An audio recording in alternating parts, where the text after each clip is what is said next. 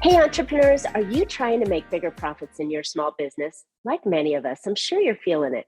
Business is hard. And now more than ever, you need to have a plan to help your business not just survive, but thrive. And it can happen as simply as thinking with the end in mind. I'm Marcia, a business growth strategist, and I've helped tons of small business owners to establish and implement a tangible plan that guarantees increased profitability, guides your growth, and plans for your future exit. Because a business worth selling is also a business worth owning. And I want to share strategies that I've earned and learned with you on today's Profit with a Plan podcast. If I can get my mouth to work. But before we get started, I have something to share with you guys. I put together an insightful and think outside the box masterclass. This is a 30-minute free training that has been specifically designed to help you learn how to get your business sale ready, even if you aren't thinking of selling it. Why now? Join me and find out all the benefits that come with having a sale-ready business. Register for free at scale2sellbiz.biz. That's B-I-Z. So I'm really excited to have my guest on and new friend, Meredith Vaish. We have met at eWomen Network, and we just connected, and I think she's going to be a wonderful guest for us today. So her question is, as you build your business, can you be successful without overcommitting and overdoing? That's a tough one. Can you step into your dreams in a way that isn't draining or burning you out? What if there was a way that you could get out of the hustle and get into the golden zone? Meredith is a recovering overdoer, like probably most of us on the call today, whose own burnout forced her to quit a 16-year career at Stanford University. Upon leaving, she embarked on a year-long soul-batical, I love that, where she discovered that pause isn't the absence of doing, but it's the most powerful doing there is. Meredith, welcome so much to Profit with a Plan podcast. I'm so excited to have you today. Thank you so much, Marcia. I'm excited to be here. Yeah. Okay. So we were talking offline. Yeah. And I told you I'd just taken a fantastic retreat and mastermind, and then came back and had this huge breakthrough. And I thought it was perfect that you're on today to talk about how others can really maximize what they're doing in a way so they can move to the next level and get that breakthrough. Yeah. So talk to me about pausing and what really that means. Yeah. Well, first, let me start with that creator energy, right? So we are all creators. We are creating our life all the time. We are creating it through beliefs and actions and feelings and emotions. And what I found is that when we are not taking a moment to be present and intentional with all that, we are creating by default. So I know this happened to me in my life at Stanford. I was there for 16 years at least as a marketing and communications strategist. And I got caught up in the doing of running a team, big tech project, lots of ownership, lots of responsibility, kind of an unwavering perfectionism. And that we all have, right? That we all have. Exactly. And the make it work. Like I had never not made something work. And so just to give you kind of a sense for where I came from, that strategy worked really well for a really long time. Like I would get promoted, I'd get bigger jobs, I'd get bigger impact. But what I wasn't noticing was the impact it was having on my health, on my emotional life, on my, I was doing it all and was just, I think I look at those days, because I was also a mom, it's like PTSD. Like I don't really remember a lot of it because I was so in the reaction of getting it all done and making it happen. So what happened to me was, and I'm excited to tell you these kind of different types of pause that happen in our lives. Well, the pause that happened to me was called a forced pause because my body one day deep into this tech project just gave out. And the part of it that gave out was this right arm and right hand, because I had been basically on my laptop for way too long using, terrible posture and all the things. Yeah, let's all just straighten up right now. Yeah. And so the whole arm just went numb. It was totally weak. I couldn't, Was that a stroke? No, thankfully, no, it was not a stroke, but that's scary. No, it was a repetitive stress injury. So the nerves had just gotten exhausted, and I couldn't use the hand. So like literally couldn't twist the knob to get out of the house. And instead of seeing that as a sign to like, hey, what's going on? I was like, I have another hand. I'll just use my left hand. So it didn't stop me until my HR department said, hey, legally, you're going to need to stop because you're on disability and your arm's not working. And I remember feeling so ashamed and so, what's this word? I thought people were going to just think I was lazy. I thought they were going to think I dropped the ball, like, because it's not a real injury. You're like, hey, I can't use my hand. They're like, there's no blood. There's like, you're not in the hospital. It's not bad enough, right? And just I think keep that going. Keep going, because that's what we man do. Man up, right? Man up. Exactly. And that's that hustle culture that I believed in with all of my heart and soul, and it was how I was trained. And so it literally took an event like that to break me, to force me to pause. And in that pause was when I realized, I have been at this kind of crazy pace for too long. And what this has done is it has shut down my access to everything, my emotions, my creativity, my connection to my own sort of source of inspiration and insight. I was burned out. So that's where I got to. And what happened after that is, as I was lying on the acupuncture table, and I had never been to acupuncture, but it was part of this assigned therapy that was part of my recovery. I was really worried about the needles. Have you done acupuncture? Okay. Yeah, it's pretty tricky. I was really worried about the needles. And so as I was laying there and she put the needles in, and I'm thinking, okay, this isn't so bad. I can handle this. Like 25 little needles sticking out. Like, I can't move, but I can handle this. And then she said, okay, I'm just going to leave you for 20 minutes and then I'll come back. And I was like, what? And she closed the door. And I remember just lying down, not being able to move. And really, this was the first time I had ever been still for, I don't know how long, ever. And that 20 minutes was, and I'm sure the needles were moving energy. And I got wave after wave of grief and sadness and a real commitment that I was never going to let this happen to myself again. And I was like, never going to let this happen to other powerful women, because this was so, it was just changing. It was so sad and so life-changing. It was like, how could you have ignored yourself for so long? How could you have just put everything? Well, wait a minute now. We live in a society, we women, live in a society of self-created situations like this, right? We want to work, but then yet we have to rush home and clean and cook and take care of the kids, but we want to work at the same time. So we feel like we have to double balance. I think we women came up with the idea that multitasking was good and it was a talent, right? I think you're right. Talent. I got this, right? I get like an extra badge. Balls up in the air. Yeah, right? Yeah. But it's not good. No, in fact, it runs us into the ground. And I have to say, the hustle part of me has some pretty obvious symptoms. And some of them you just mentioned, which were like, I have to take care of everything. So I don't delegate because I have a very high standard and it has to get done to my standard. It's just and now for me to do it. It has to happen now. So that control, I mean, I think all people who have that hustle energy can understand it has to be done, and it has to be done right, and it has to be done right now. Oh, you are singing my song, girl. I tell you. Did you just call me out, right? It's like, I need it done. I need it done now. If I asked you to do it, that means I want it done now, not tomorrow, not when you decide to go pull the garbage can in. I want it done now. Right. Right. Why is that confusing? Yeah. But what happens is we start setting ourselves up for this mindset of, it's up to us.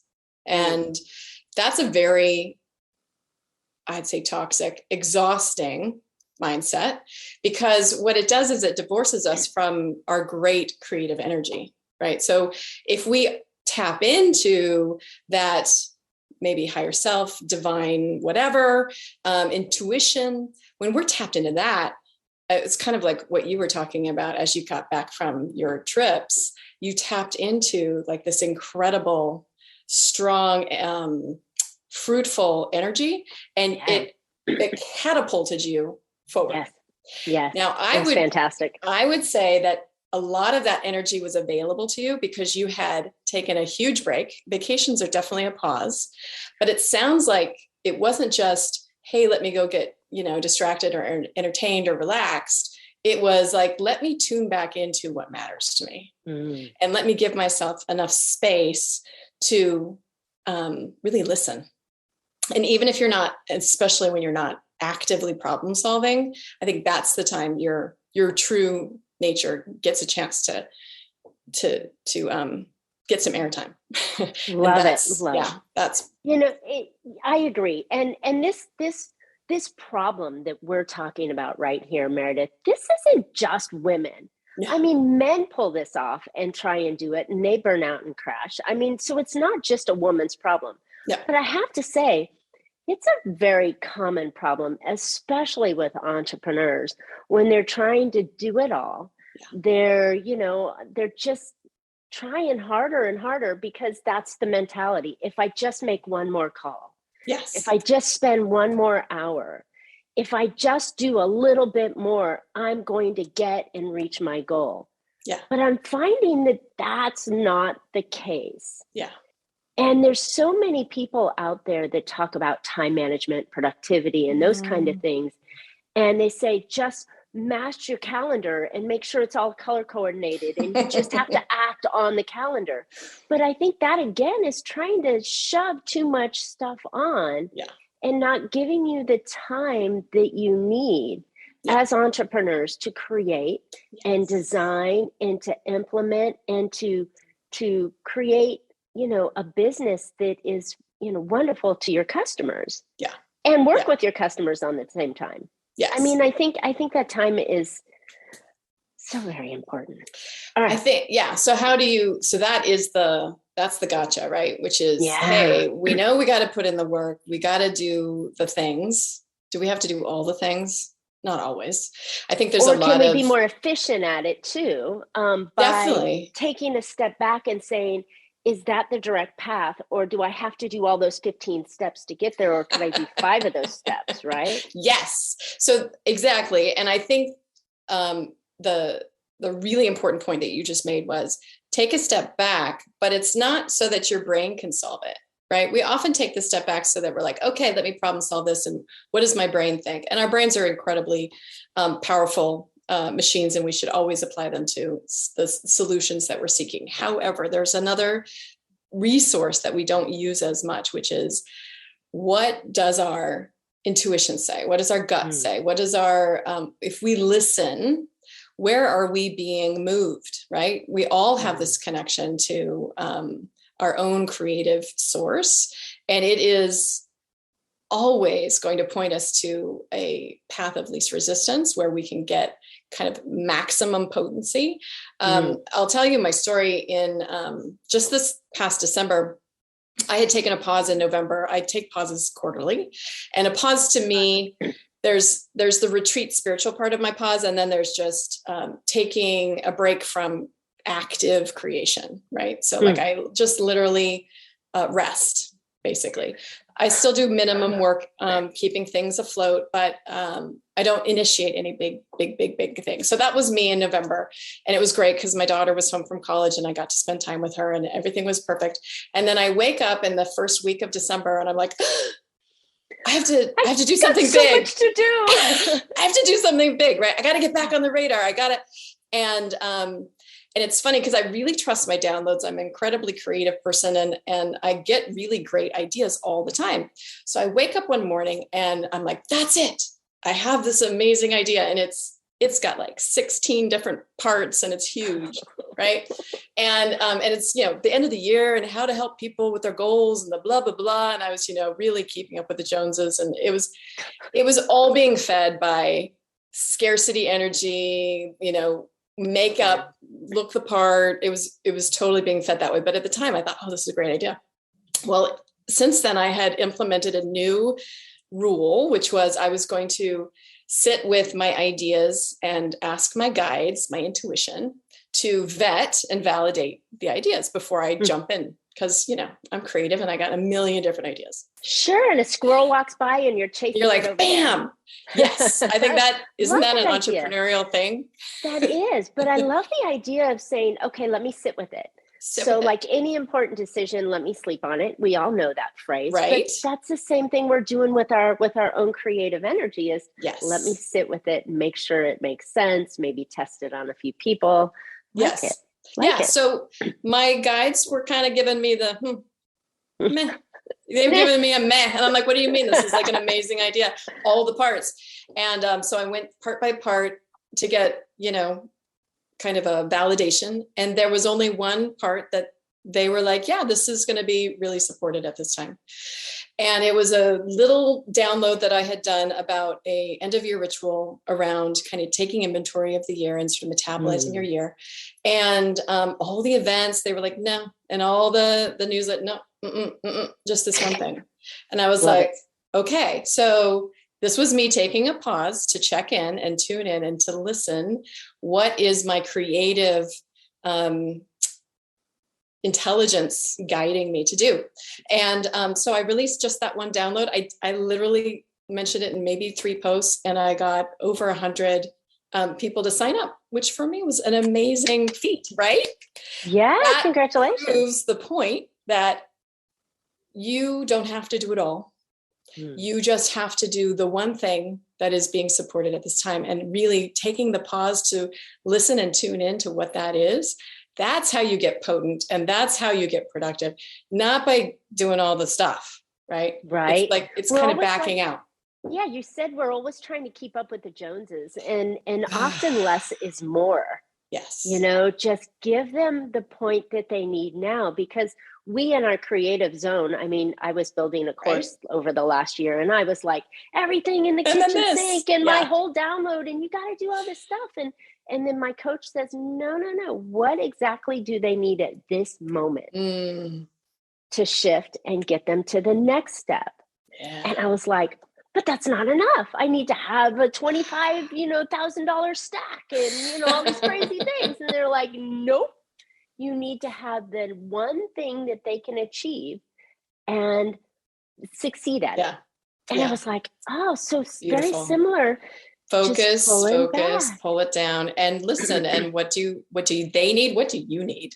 And oftentimes what you need benefits everyone. So listening to what it is that you need, if you need to, blow off the rest of the day and go for a run, or, have a conversation with a friend. Like, I find those little tiny pauses that are, that you wouldn't necessarily think there's value in because it's not, productive, is really the release that we need in order to switch the subject, stop the problem solving, stop the fixating, stop this little squirrel brain that's like, and just bring your energy back down and get access to like what's available. Because we always have these insights available to us. We just lock ourselves out of them when we're so busy. Love it, because we've got to achieve and succeed and push and just one more and one more and one more, get it done. Love it. Okay. Exactly. Okay. So, wow, that was really, really insightful, because, I know I'm feeling it, but I know so many others are feeling it too and don't recognize it. So your story just, I believe, helped them recognize that maybe you've got to slow down a little bit. So now you've mentioned to me that there are several types of pauses. Yes. Describe pauses for me. Yeah. Okay. So there's 4. The first one is something we do all the time that I don't think we consider a pause, which is just basically distraction. Right. So at the end of the day, not Facebook, right? Not Instagram, but a real distraction, right? Like Netflix. I would say definitely Netflix. I would say social scrolling. I would say anything we do to kind of, at best, distract ourselves, and at worst, maybe numb out a little bit. I know in our household, my husband's got a big job. And yeah, he needs the glass of wine to wind down. He needs to watch a show to get his mind off things, right? And so I actually did a post today. The difference between relax, which is kind of a small relax, and the big R relax, is this difference between distracting yourself and for entertainment, which, hey, we all need it. I'm not pooing having fun with Netflix. But to expect that to restore you is not going to happen. What's going to restore you is the more spiritually based practices of stillness, be in nature, declutter. What are some other fun ones? Listening, like truly just tuning in and noticing your body, like all the somatic stuff. Really powerful. But hang on a second, though. You're asking someone who is a major driver, right? Yes. Who's charging constantly ahead. Yes, I am. One more call to go, wait a minute, stop. Yeah. Do something kind of woo-woo, like, listen and be still. Yeah. That's almost impossible. I think it is impossible until you have your own experience of burnout. And you realize that you can't keep going. Like for me, that was in my 48, I think is when I got my first burnout. And I had a couple thereafter, because even though I moved out of corporate, I was still the same, Energizer bunny in an entrepreneurial setting, right? Which was even worse because there was nobody saying, go home. So yeah, how do you? Or you are home. Turn off the computer and go someplace Get else, out of your office. Yeah. And I have to say, my husband still, I watch him not listen. So for him, relaxing is, going and doing exercise or listening to a podcast or, and these are all good and they definitely bring down his stress, but I don't see anything really rebooting him. I don't see anything really taking him back down, like his nervous system down to like a place where he can actually access all his creative juices. I see just kind of like this much change as opposed to this much. And it's up to you. Like, you'll know when it's broken, like you'll know when you keep doing the same thing and you're just not getting good results, and then you'll change it. That has been me for the last year of just trying harder and working harder and plugging that square peg into the round hole and just trying that one more thing. And it really took that deep breath of going, and going away. Now, funny thing, the mastermind was this great marketing convention that I belong to, ClickFunnels. It's a marketing, online marketing world. And we went there and he kept talking about mindset and getting your mind wrapped around. But then I talked to another friend who said, your mind can't solve your mind's problems. No. You have to, which was like, what? That's brilliant. Yeah. Right? He says there's three parts, kind of like the Father, Son, and Holy Ghost, if you're religious, but there's your body, there's your mind, and then there's your energy or your soul or your intuition, as you mentioned, which was like, woohoo. I love that. And so that kind of thing had me step back. That was my big aha from the whole week was, it's not this that I got to try harder. It's this. Accessing needs to, that needs to breathe and be flourished and let out of the box, let out of the cage a little while to bring me back to where I'm supposed to be. Yeah. Well, that cage, it's such a brilliant description because the cage is all the shoulds and all the rules and all the expectations and all this, like, make it happen kind of dig in energy. It's really a constricted energy. And that's such a beautiful way to describe it. So you've got your mental stuff, you've got your body stuff, and then you've got your soul stuff. And I guess what I'm saying is the pause that actually works as I think of it as a rubber band. You pull back in your pause and then it springs you forward.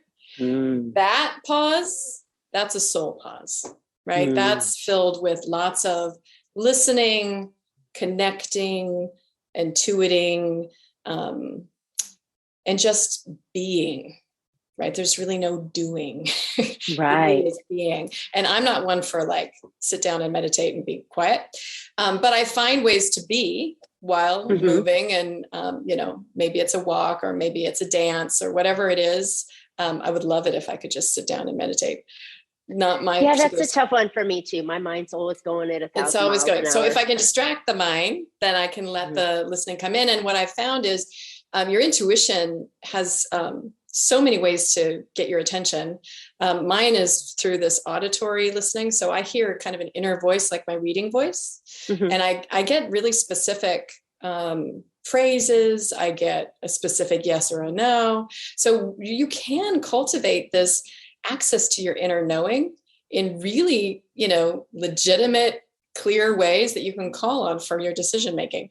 But that's only going to happen if you take a break from this kind of machinery up here. So true. Yeah. So true. And okay. Deep breath. We've covered so much. I know, but it's so juicy. This is really good stuff that all business owners, especially us creative entrepreneurs that are trying to do more with less and really bootstrap our way to wherever we're going. Yeah.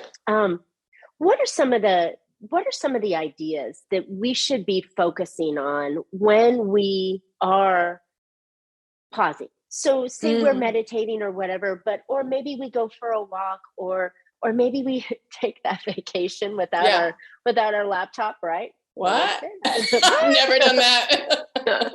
But what kind of things can we do to really strengthen ourselves, so when we do come back, we're going to get that breakthrough that we were striving for? Yeah.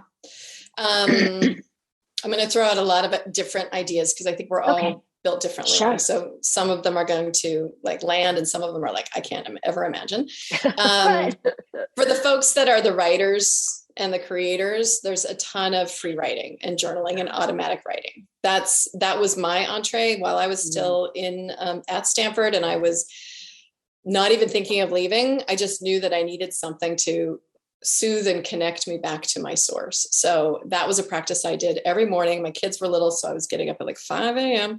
and I would do 3 pages of just that automatic writing. And I got and I would get so much clarity. So that was just a checking in, a tuning in. So for those that are wired that way, that's a possibility.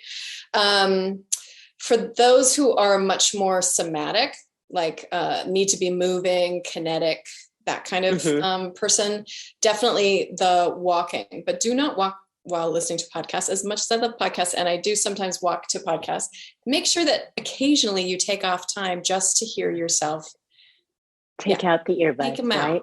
Exactly. Hear just the birds, hear the sounds and the wind and the trees. Yeah. That mindfulness. And also tune in. What is my narrative, right? Like sometimes you just have to say, what do I believe? What's my voice in all of this? Because oftentimes we're just looking for experts and outside, authorities, and we actually are our own authority. So definitely the movement is really powerful. Dancing for me is like, I love so much. So we've got the kinetic, we've got the auditory, and I also find huge space making with like spiritual texts. So if you're like a learner and you want to apply your brain, you just want to put it in kind of a direction that's really more nourishing. You can read poetry. Poetry for me is a awe-inspiring kind of act. Interesting. Yeah. But also there's so many personal development and spiritual texts that you can just read. And it's not that you're trying to get to the end of it. You're really, these are texts that have so much energy in their language that just by letting it roll over you, you're getting kind of this sheen of deepness in your own experience. And then Like literally you can set an intention. I have a download that you can download for if you wanted to take a pause day and just in your own home, what would that look like and how would you structure it? Because a lot of us don't know what to do when we aren't doing anything. I was just going to say, right? That's the biggest challenge. It's like, okay, the walls start crawling and you're like, okay, the refrigerator needs to be cleaned. Yes. Or that sock drawer, you start thinking of things to do because you're uncomfortable in that space. Yeah. I found the craziest thing. It's a that helps me kind of subconsciously unblock things, and it's high frequency sounds and music. Oh yeah. And they're silly enough; they're free on YouTube. I just put HZ frequencies, and like they're like a couple hours of meditation if I want to bring in money or if I want to cleanse myself. So I have a toddler, a 3-year-old grandson that stays with me every couple of days, and he's the plague. Okay, right? The runny nose, the across the face, the whole thing, and then touching everything. So he comes home sick every other week, and so when he comes home sick, I put on this cleansing toxicities out of me tune, and I turn it on and go to sleep, and I don't get sick. Isn't that the craziest thing? I believe in vibrations. There are energies out there and vibrations, like you said, that can help with you just put it on in the background and then all of a sudden your mind calms because the subconscious that is, what is it? Like 80% of your brain is subconscious. I know that that's the wrong number, but I don't know that number, but I believe it. 99. That there's only a small amount of your brain that's constantly working and the rest is the subconscious. Yeah. And even though you're working, that sound in the background calms and brings out the energies that you need. So it's the craziest things. But for those of you looking for an angle or a way to kind of do it, maybe that's something there. Yeah. I think music is powerful, whether it's just that high, megahertz, or if it's, jamming out to some blues. I don't know. I find it just totally restoring. Yeah. That's mine as well. Singing, using your own vocal instrument, humming. Yeah. Or since we're in California, go car dancing. That's the best. Or we're in California, go out to the beach and listen to the waves. Oh, right? yeah. You know, that's another good one. But these are fantastic ideas and ways to pause that you don't have to take a week away and stress that when you come back, you've got this laundry list of 80,000 things to do. Or you're afraid that the business stopped because you took that break. These are important.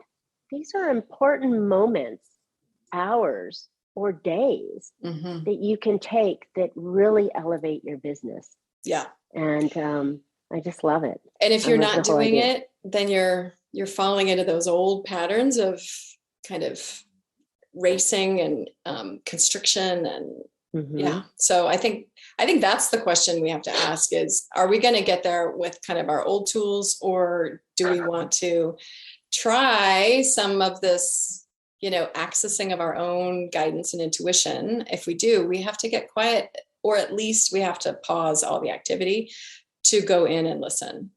And that can look so different for so many people. It does not have to be, a Zen Buddhist monk on a mountaintop. It can just be, let me just go in the backyard for a minute and, feel the grass. Feet. Yes. Or look up at a tree and just ask myself, what is it that I want and need right now? And can I honor that? As opposed to all the rigid rules that other people have set for me today, can I just listen and honor what it is I need right now? And that creates trust with yourself. And that trust creates even more creativity and communication with kind of your higher guidance. Love it. Yeah. Love it. So valuable, Meredith. This Thank has been fantastic. Been All right. So where can listeners find out more about you and how to pause? You've also mentioned a download. Yes. So you can visit me at pauseboxco.com. I have an energy quiz. Say that again. Say that slow. Pauseboxco.com.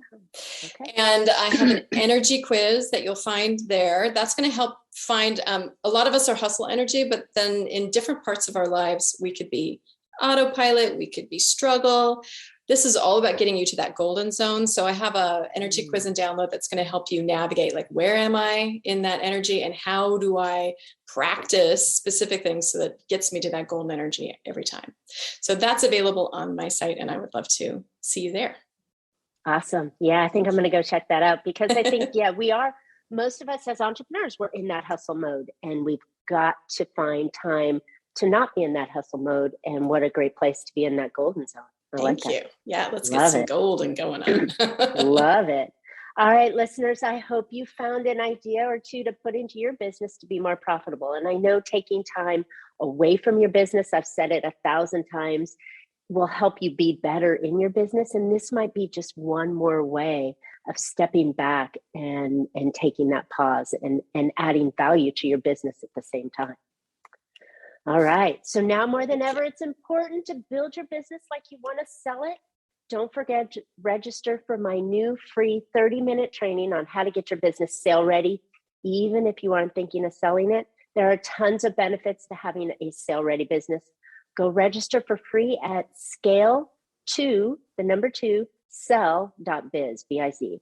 You don't want to miss this class.